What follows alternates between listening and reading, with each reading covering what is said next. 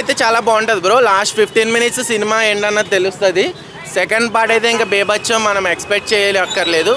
ఎందుకంటే లాస్ట్కి ట్విస్ట్ అనేది మనకి లాస్ట్ ట్విస్ట్ కమల్ హాసన్ గారి క్యారెక్టర్ అనేది లాస్ట్ రివీల్ అవుతుంది.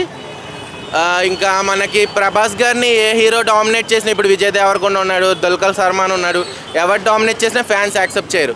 బట్ సినిమా మొత్తం అమితాబ్ బచ్చన్ గారి డామినేషన్ ఉంటుంది ప్రభాస్ మీద. బట్ చాలా బాగుంటుంది ఆ యాక్షన్ సీన్స్ కానీ ఫైటింగ్ కానీ.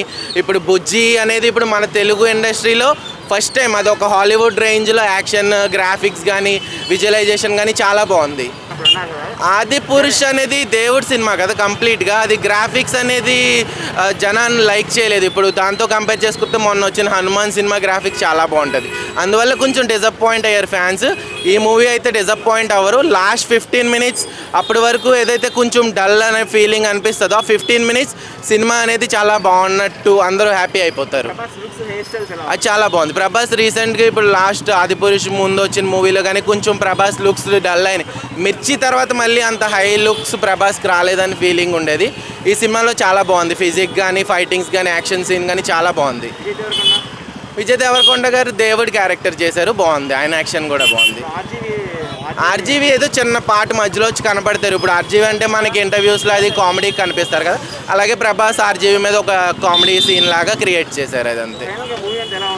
మూవీ చాలా బాగుంది బ్రో. మూవీ బేసిక్గా పేర్లు పెట్టి నెగిటివ్ చెప్పే వాళ్ళకి కొంచెం అర్థం కాకపోవచ్చు. కొంచెం మూవీ నాలెడ్జ్ ఉన్న వాళ్ళకి, హాలీవుడ్ మూవీస్ ఎక్కువ చూసే వాళ్ళకి చాలా అర్థమవుతుంది. ఎందుకంటే ఇప్పుడు ఒక లవ్ స్టోరీ కానీ లేదంటే థ్రిల్లర్ కానీ ఇవి ఒక జానర్లో ఒక కథ పరంగా వెళ్తాయి. ఇప్పుడు హాలీవుడ్ మూవీస్ ఎలా వెళ్తాయి, అవెంజర్స్ కానీ ఇవన్నీ ఒక కాన్సెప్ట్ ఓరియంటెడ్. ఈ మూవీ కూడా ఒక కాన్సెప్ట్ ఓరియంటెడ్.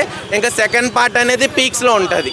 అది కార్టూన్ సిరీస్ సపరేట్గా రిలీజ్ చేశారు కదా, మూవీకి కార్టూన్కి సంబంధం లేదు అసలు. గ్రాఫిక్స్ చాలా బాగుంది చెప్తున్నా కదా. హాలీవుడ్ రేంజ్కి తెలుగు ఇండస్ట్రీ ఎక్కడ తక్కువ కాదన్నట్టుగానే తీశారు.